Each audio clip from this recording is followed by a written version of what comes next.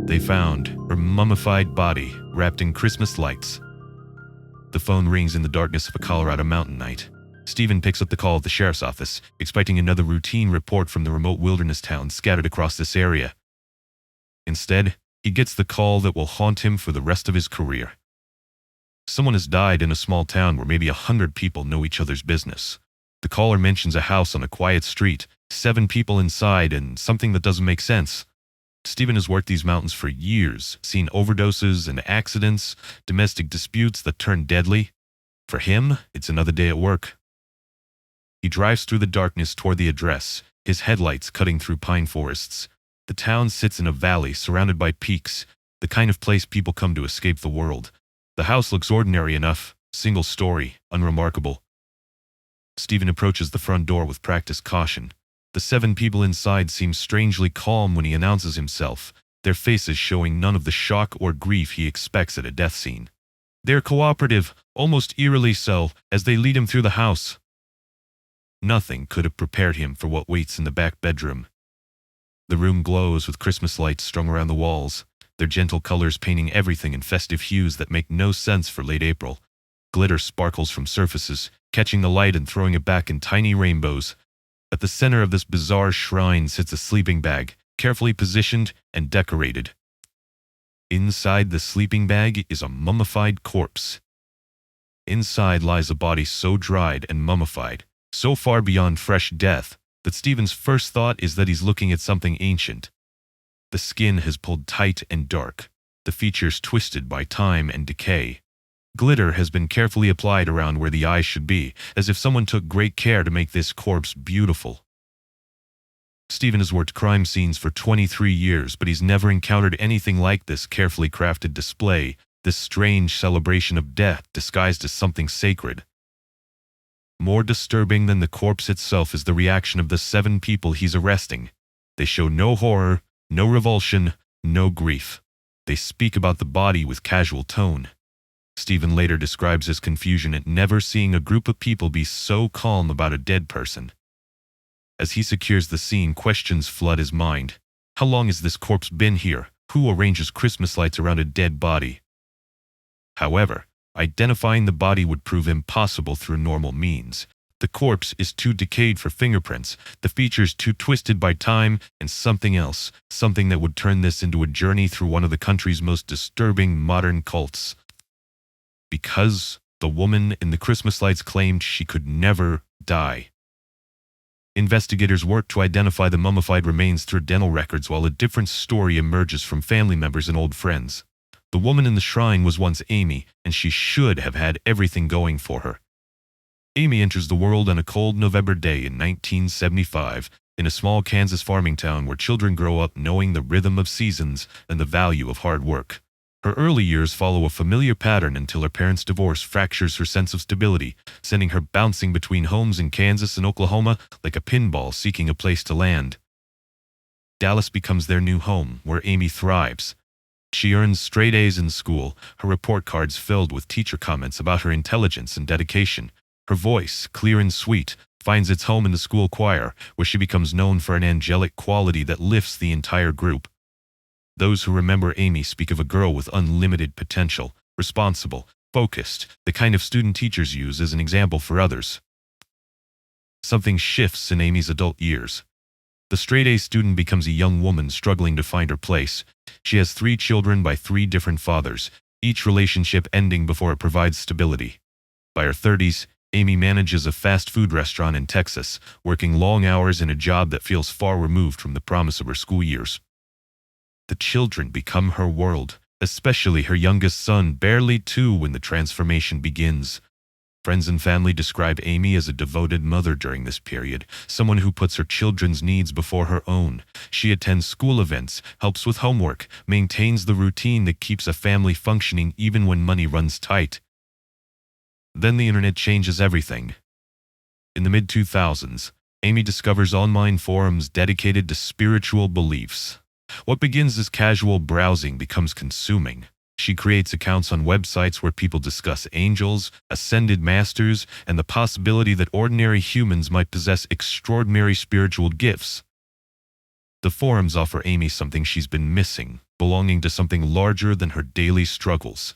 Her posts reveal someone genuinely seeking spiritual connection, writing about feeling called to something greater, sensing that her life has purpose beyond managing a restaurant. One member pays particular attention to Amy's posts. Robert positions himself as a spiritual teacher and begins engaging with Amy, offering private messages that validate her feelings of being different, special, chosen for something important. Robert's messages arrive when Amy feels most vulnerable. Her marriage struggles, her job provides little satisfaction, and daily routine feels hollow. When someone tells her these feelings indicate divine calling rather than personal failure, the message resonates powerfully. Their online conversations grow intense and frequent. Robert explains that her dissatisfaction stems from her soul's memory of higher dimensions, that her struggles indicate she's meant for spiritual leadership. According to him, Amy possesses the energy signature of an ascended master, someone who has lived many lifetimes and acquired wisdom most humans can't understand. Amy begins reporting unusual experiences, hearing voices during meditation, receiving messages from sources beyond her conscious mind. One message particularly captures her attention. A voice tells her she will become President of the United States. The prediction seems impossible, but Robert assures her that divine plans often appear impossible to limited human understanding. Amy's family notices changes in her behavior. She talks less about daily concerns and more about spiritual missions, spending increasing time online in forums and chats that energize her more than real-world responsibilities. Her sister Chelsea and mother Linda express concern, but their worries are dismissed as lack of spiritual awareness. The transformation accelerates when Robert invites Amy to join him in Colorado, where he claims to be establishing a spiritual community preparing for humanity's ascension. He explains that certain individuals have been chosen to lead this transformation, and Amy's experiences indicate she belongs among these chosen leaders. The invitation arrives when Amy's marriage reaches a breaking point. Robert offers something her current life cannot: the promise that her struggles have meaning, that her dissatisfaction stems from spiritual calling rather than personal failure, that she is destined for greatness.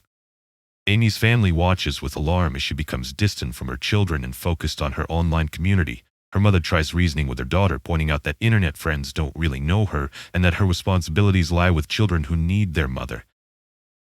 Still, Amy has been convinced that family attachments represent spiritual bondage rather than genuine love. She speaks about her children as souls who chose their experiences before birth, suggesting her departure serves their spiritual development rather than harming them. In late 2007, Amy makes a choice that will destroy multiple families and eventually lead to that grotesque shrine in Colorado. She walks away from everything: her job, her husband, her children, including a 2-year-old son, to join a man she's met on the internet. She leaves a 12-year-old boy waiting for a Christmas visit that will never come. Amy is done being a mother. She has a bigger calling now. The dental records arrive at the sheriff's office on a Tuesday morning, and with them comes confirmation of what investigators already suspected. The mummified remains wrapped in Christmas lights belong to Amy. But Amy wasn't just any cult member who died in obscurity. She was the leader, known to hundreds of followers around the world by a name that would have seemed laughable, if not for the corpse that proved how seriously people took her claims. Amy was Mother God. The identification opens a window into a digital empire built on delusion and sustained by desperation. For over a decade, Amy had broadcast daily live streams from whatever location her group called home, speaking directly into cameras and smartphones to audiences who hung on her every word. Her followers, scattered across continents, tuned in religiously to hear the latest revelations from someone they believed possessed infinite wisdom and unlimited power. Her claims stretched beyond ambitious into the realm of cosmic fantasy. Amy didn't just say she was special or enlightened. She claimed to be 19 billion years old, a being who had existed since before the creation of the universe itself. According to her mythology, she had lived 534 separate reincarnations, each one more significant than the last. Jesus, Cleopatra, Joan of Arc, Marilyn Monroe. According to Amy, she has been them all. The impossibility of these assertions never seems to trouble her growing audience of believers who tune in daily to hear the latest revelations from their self-proclaimed Mother God. Behind these cosmic fantasies lies a sophisticated money-making operation that would eventually generate hundreds of thousands of dollars. Amy broadcast these assertions with absolute certainty during her daily shows, speaking into the camera with the confidence of someone stating basic facts about the weather. Her followers didn't question the impossibility of one soul inhabiting so many famous bodies throughout history. Yet, they marveled at their fortune in having direct access to such an extraordinary being. The financial operation behind these spiritual claims was as elaborate as it was exploitative. Amy's organization, officially called Love Has Won, presented itself as a spiritual movement dedicated to helping humanity ascend to higher consciousness. In reality, it functioned as a sophisticated money extraction system designed to separate vulnerable people from their savings. Followers could purchase spiritual surgery sessions for $88 each, during which Amy claimed to perform operations that would heal everything from cancer to depression. She never touched her clients physically. The surgeries supposedly took place on energetic levels that only she could perceive and manipulate. The sessions were conducted over video calls, with Amy staring into the camera while making hand gestures that she claimed were removing negative energy and repairing spiritual damage. The donations flowed in constantly through multiple channels. Amy would interrupt her live streams to request money for various urgent needs: rent, food, travel expenses, or equipment for their spiritual mission.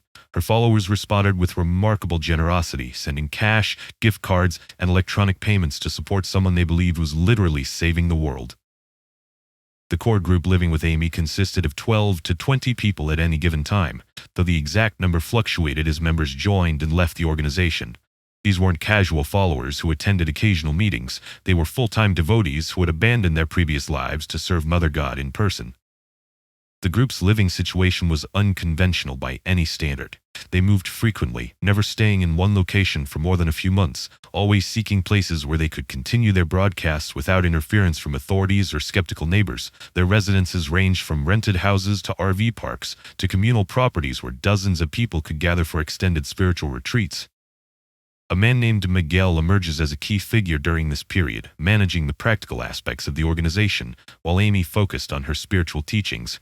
He handled the bank accounts, arranged housing, and dealt with the logistics of moving a large group of people across multiple states. The followers saw him as Father God, Amy's divine masculine counterpart, though his role was more earthly than cosmic. The group's nomadic lifestyle served multiple purposes beyond avoiding outside scrutiny. Amy taught that staying in one place too long allowed negative energy to accumulate, that spiritual growth required constant movement toward locations with higher energetic vibrations. The Rocky Mountains held special significance in her cosmology, representing a portal between earthly and heavenly realms. Their wandering years took them through several states, with Amy selecting each destination based on what she claimed were divine instructions.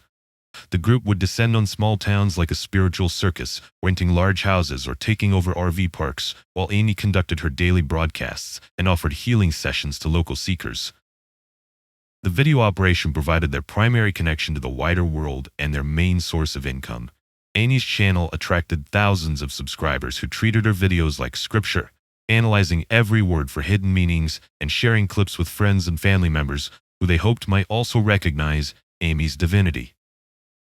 The production value of these videos was deliberately minimal. Handheld cameras, basic lighting, often filmed in whatever location the group was occupying at the moment. Amy preferred this raw, unpolished aesthetic, claiming that spiritual truth didn't require fancy production. Her followers interpreted the low-budget quality as evidence of her authenticity, proof that she cared more about sharing wisdom than creating entertainment.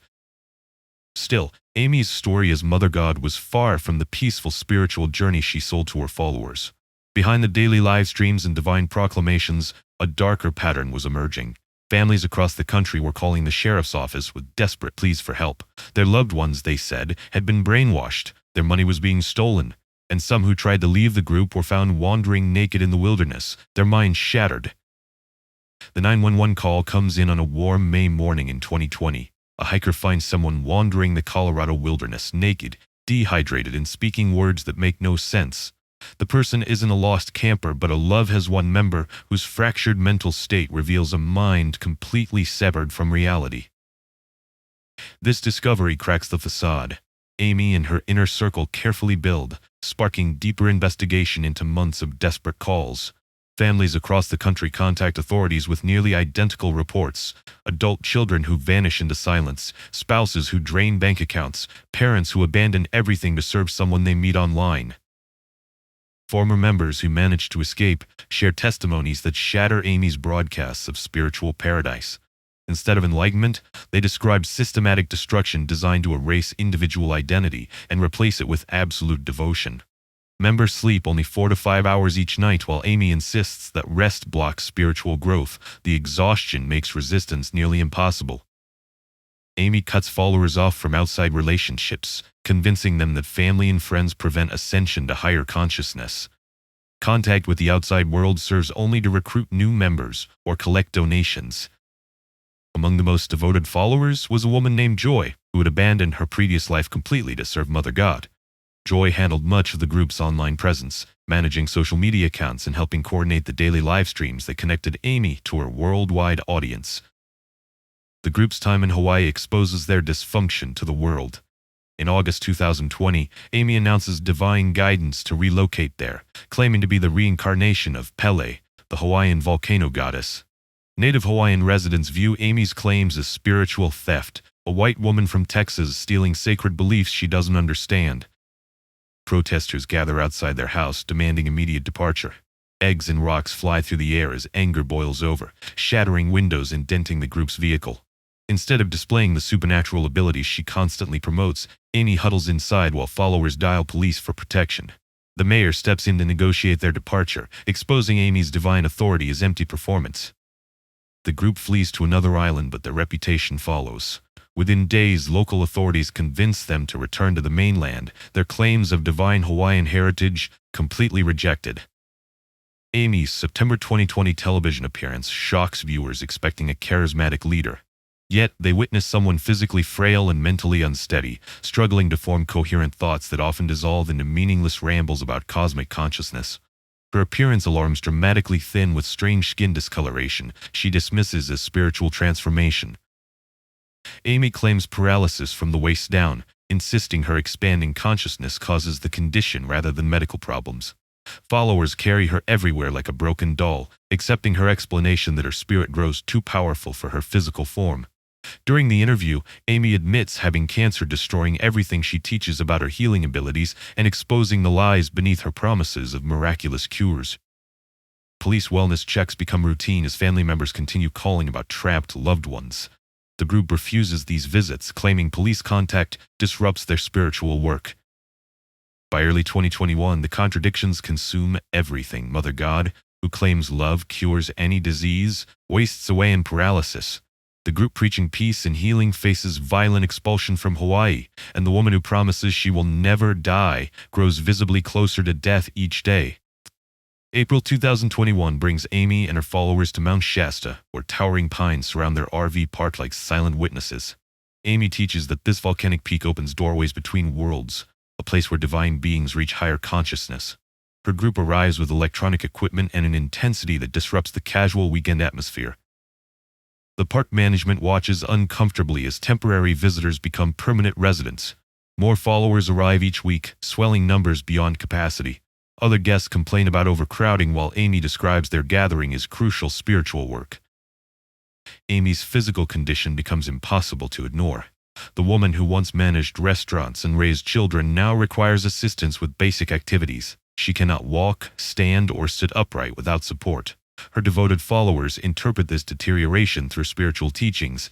Amy explains her flesh struggles to contain such powerful divine energy. Daily broadcasts continue from their mountain location, but longtime viewers notice obvious changes. Amy speaks slowly, loses thoughts mid-sentence, and displays unusual skin discoloration under the California sun. Jason, a newcomer who eventually filled the role of final Father God, now responsible for much of her physical care, helps position her for the camera and supports her when she can no longer sit upright on her own. When followers express concern, she dismisses them as spiritually unenlightened. Park management eventually demands their departure, citing complaints and overcrowding. Amy presents this as persecution by forces opposing her divine mission. Her followers accept this explanation, trained to interpret obstacles as confirmation rather than warning signs. The group relocates to a lodge in Oregon, finding privacy away from scrutinizing eyes. Amy's paralysis becomes complete. Her followers carry her between rooms, position her for meals, and arrange her body for broadcasts. The woman claiming unlimited healing power cannot heal herself. In moments of clarity, Amy makes desperate requests that contradict years of teaching. She begs followers to take her to hospitals for medical attention. These pleas reveal human terror beneath her divine facade, but her followers refuse. They believe hospitals concentrate negative energy and interfere with natural healing processes. Amy dies alone in a hotel room, her consciousness extinguished as mundanely as any mortal.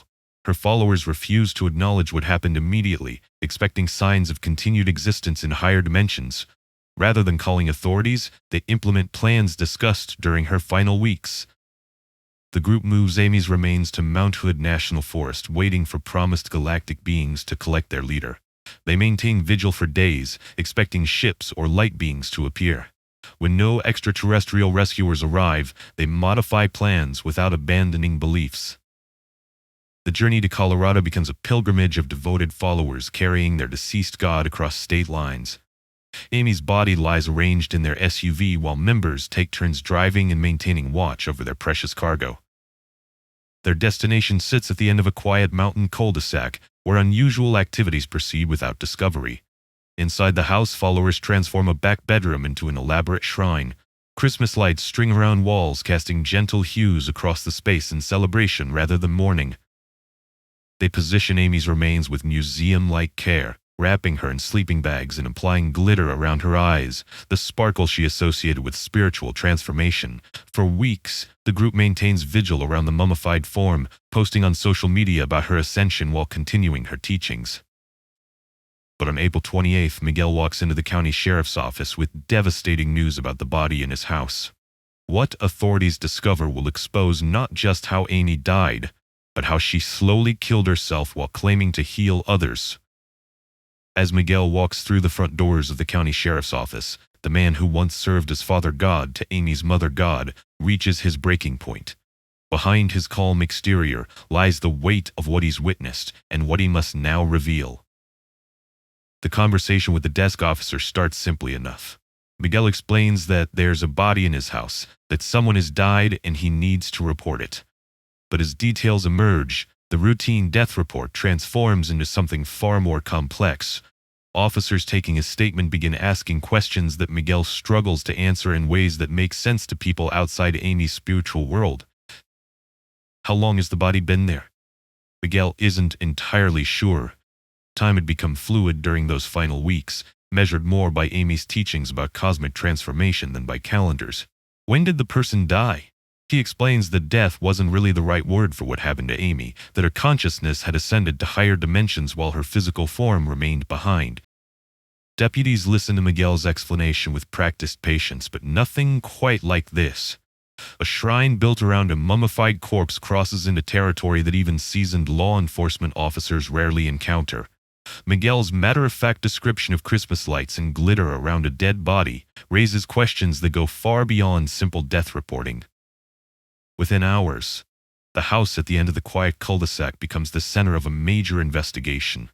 Crime scene vehicles line the street while neighbors peer through windows, trying to understand what could have happened in their peaceful community. The house that seems so ordinary from the outside now reveals secrets that challenge everything residents thought they knew about the remote mountain town. Investigators document every detail of the bizarre scene. Photographs capture the carefully arranged Christmas lights, the precisely applied glitter, the sleeping bag that serves as both shroud and ceremonial wrapping. The bedroom becomes evidence of something unprecedented in state law enforcement history. The 7 followers arrested at the scene maintain their serene demeanor even as handcuffs click around their wrists. They show no shame, no grief, no recognition that they've been living with a decomposing corpse for weeks. Their calm acceptance of arrest mirrors their calm acceptance of Amy's death.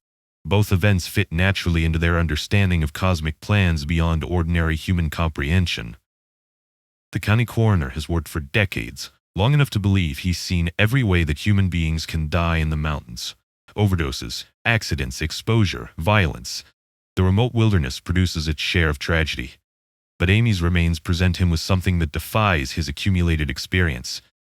The mummification process has preserved details that immediately raise questions about how this woman died and what she might have done to herself in the months before her death. The most striking discovery comes when the coroner begins documenting the condition of Amy's skin. Instead of normal coloration from mummified remains, he finds tissue that bears an unmistakable blue-gray discoloration extending across her entire body. The coloring is too uniform, too complete to result from natural decomposition processes. The coroner recognizes this particular type of discoloration from medical literature, though he's never encountered it personally. The blue-gray skin tone indicates chronic exposure to colloidal silver, a substance that some people consume believing it provides health benefits. When taken in large quantities over extended periods, silver particles accumulate in tissue and create distinctive discoloration that medical professionals call argyria. The irony strikes immediately. Amy had been consuming a substance she believed would heal her while it was actually poisoning her body in ways that would eventually contribute to her death. The woman who claimed to possess infinite healing wisdom had been systematically damaging herself with a remedy that turned her skin the color of metal. Further examination reveals Amy's severely emaciated condition. At the time of her death, she weighed only 75 pounds, a figure that shocks even experienced professionals. The weight loss indicates months of severe malnutrition, the kind of starvation that occurs when someone either cannot or will not consume adequate nutrition. Her followers had watched Amy waste away while interpreting her deterioration as spiritual transformation. They had seen her skin turn blue and called it divine radiance. They had witnessed her paralysis and described it as consciousness expanding beyond physical limitations. The gap between medical reality and spiritual interpretation becomes a chasm that explains how 7 people could live peacefully with a mummified corpse. The colloidal silver discovery leads investigators to examine the group's online presence more carefully. Amy's organization had been promoting colloidal silver as a cure for everything from cancer to illness, selling the substance to followers while claiming it possessed miraculous healing properties. Federal authorities had already been monitoring these medical claims with growing concern. The autopsy also reveals clear signs of chronic alcohol abuse, another contradiction to her claims of perfect health and spiritual purity. Her liver shows damage consistent with heavy drinking over extended periods, while her overall physical condition indicates someone who had been neglecting basic self-care while preaching the importance of spiritual wellness to others. The medical evidence begins demolishing every claim Amy had made about her divine nature and healing abilities. She wasn't an immortal being who had transcended physical limitations. She was a severely ill woman whose condition had deteriorated to the point where survival became impossible. Yet even as medical facts emerge, some of Amy's followers continue maintaining their beliefs about her divine nature. They interpret the autopsy findings as evidence of persecution by authorities who don't understand spiritual reality. Years of conditioning had prepared them to reject any information that contradicted their understanding of Amy's divine status, even when that information came from her own corpse. The final autopsy report would reveal just how far Mother God had fallen from her claims of divinity. December arrives in the Colorado mountains with bitter cold that makes everything feel brittle. 8 months have passed since investigators first opened that bedroom door and discovered the Christmas light shrine. 8 months of investigation, analysis, and waiting for answers that would either confirm or destroy everything Amy's followers believed. The manila envelope arrives at the county sheriff's office on a Tuesday morning, thick with official seals and medical terminology. Inside lies the complete autopsy report for Amy, a document that reads like systematic demolition of every claim her group ever made about their mother god. The coroner explains findings with methodical precision. The official cause of death appears in stark black text: global decline in the setting of alcohol abuse, anorexia, and chronic colloidal silver ingestion. Each word carries medical certainty, each phrase another nail in the coffin of Amy's divine mythology. The report details complete breakdown of Amy's body during her final months. Her organs show systematic damage of someone who had been poisoning herself while claiming unlimited healing power. Colloidal silver had accumulated in her tissues over months, creating the blue-gray discoloration her followers interpreted as spiritual transformation. Most damning is what the autopsy doesn't find. Amy had claimed for months that she was battling cancer, using her supposed illness to explain physical deterioration, while maintaining that conventional medicine couldn't help someone operating on her spiritual level. The extensive examination reveals no evidence of cancer anywhere. The woman who said she was dying from a disease only she could heal had been lying about being sick. Photos taken by the group during Amy's final weeks become evidence. The images show someone whose physical deterioration was obvious to anyone willing to see clearly. Her emaciated frame, blue-tinged skin, inability to support her own body weight, everything pointed to someone dying from self-inflicted damage rather than ascending to higher consciousness. Her followers had documented their leader's destruction while interpreting it as transformation. They photographed her blue skin and called it divine radiance. They recorded her paralysis and described it as consciousness expanding beyond physical form. They witnessed her starvation and explained it as transcendence of earthly needs. Financial investigation reveals the scope of Amy's exploitation. Bank records show over $300,000 flowed through the group's accounts while Amy claimed to battle cancer and requested donations for medical needs. None went toward actual medical treatment. Miguel disappeared immediately after reporting Amy's body, but not before making one final withdrawal. Bank surveillance shows him emptying remaining funds while other followers maintained their vigil around Amy's mummified remains. The man they trusted as Father God had stolen everything and vanished, leaving them with nothing but delusions and a corpse they couldn't afford to bury. The legal system struggles to find appropriate charges. Amy died from self-inflicted damage, making murder charges impossible. Financial exploitation involved willing donations from adult followers, complicating fraud prosecutions. Abuse allegations came from ex-members whose credibility was questioned because of their previous involvement. District attorneys review evidence with growing frustration. They have a clear case of systematic exploitation and abuse, but the victims were adults who chose to join Amy's organization. The complexity of cult psychology makes it difficult to prove followers were incapable of making rational decisions. Preliminary charges are filed against several core members for abuse of a corpse and child abuse related to children found at the house. But charges fail to capture the full scope of what happened. Systematic destruction of multiple lives over years of spiritual manipulation and financial exploitation. One by one, charges are dropped as prosecutors realize the difficulty of proving criminal intent in cases involving religious beliefs and voluntary association. The legal system finds itself inadequate when confronted with the twisted psychology of cult dynamics. The group splinters immediately after Amy's death becomes public. Some followers refuse to accept autopsy findings, insisting that conventional medical examination cannot reveal the true nature of someone who existed on higher dimensional levels. They form competing organizations, each claiming to carry on Amy's true teachings. Jason creates a new organization, positioning himself as Amy's chosen successor, and claiming to receive direct communications from her ascended consciousness. His version maintains that Amy successfully completed her earthly mission and continues guiding humanity from higher dimensions. Joy establishes her own splinter group, arguing that Amy's teachings had been corrupted during her final months. Joy's organization promotes a gentler version of Amy's beliefs, focusing on healing and spiritual growth while downplaying extreme claims about cosmic warfare. The autopsy report should have been the end of the story. Amy had been exposed as a fraud, her claims proven false, her death revealed as the result of dangerous delusions. Justice should have followed.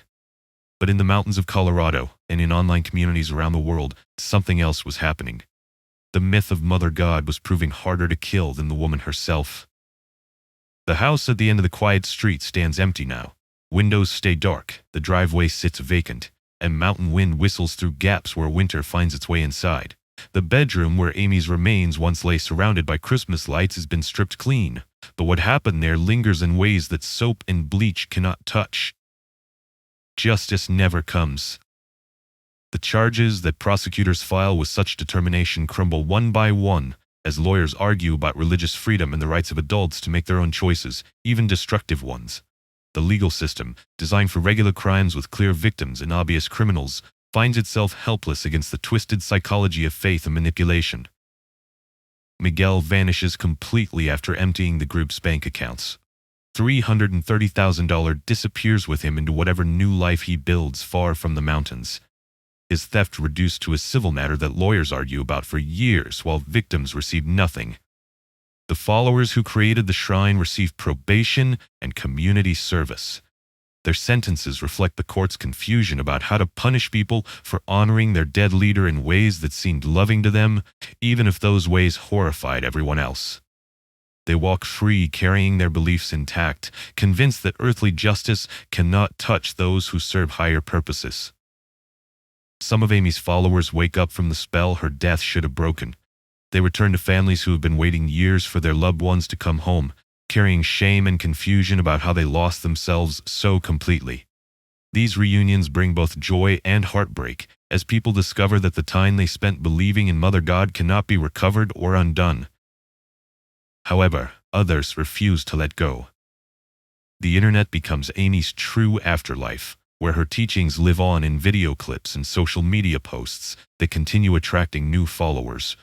People searching for meaning, healing, or purpose stumble across her claims about ascension and cosmic transformation, not knowing that the woman making these promises died blue-skinned in a stranger's bedroom. Jason builds his following by claiming direct communication with Amy's ascended consciousness. He holds online ceremonies where he channels her voice, offering guidance from the fifth dimension to people desperate enough to believe that death has not silenced their divine leader. His version of love has won grows slowly but steadily, fed by the same human hunger that Amy had exploited during her lifetime. Joy takes a different approach, creating a gentler organization that focuses on Amy's early teachings about love and healing while avoiding the darker elements that emerged during her final years. She attracts followers who want to believe in Amy's mission without confronting the reality of how that mission ended. The splinter groups compete for legitimacy, each claiming to represent Amy's true legacy while denouncing the others as corrupted. The divisions create confusion among potential followers, but also ensure that Amy's influence continues spreading through multiple channels instead of dying with her physical form. Cole builds a quiet life far from his mother's shadow. Amy's eldest son, now an adult, speaks rarely about his childhood or the woman who abandoned him to become a god. He works, pays taxes, maintains relationships with people who know him simply as Cole, rather than as Mother God's forgotten child. His normal existence becomes its own form of victory against the chaos Amy created. Chelsea fights to protect others from groups like Love Has Won. Amy's daughter uses her experience to help families recognize the warning signs of cult recruitment and manipulation. She speaks at conferences, writes articles, and counsels parents whose children have disappeared into spiritual organizations that promise transformation but deliver destruction. Linda continues her mission to expose the truth about what happened to Amy and her followers. The woman who tried for years to warn authorities about Love Has Won now works to prevent other families from experiencing the same heartbreak. Her advocacy keeps Amy's story alive, but is a cautionary tale rather than a testament to divine power. 2 children, ages 2 and 13, who were found living in the house that day recover slowly, their young minds gradually understanding that the woman they called Mother God was neither mother nor God. They learn to live without the constant presence of someone who claimed to love them while teaching them to fear the outside world that wanted to destroy their spiritual family. Amy achieves the immortality she claimed to possess, but not in the way she intended. Her story spreads through documentaries, podcasts, and news articles that ensure her name and face remain recognizable years after her death. She becomes a symbol of how ordinary people can transform into dangerous cult leaders when vulnerability meets opportunity, and the internet provides an audience for any message, no matter how destructive. The forces that created Amy remain as powerful as ever. Somewhere tonight, another troubled person discovers online communities that promise spiritual transformation and cosmic purpose.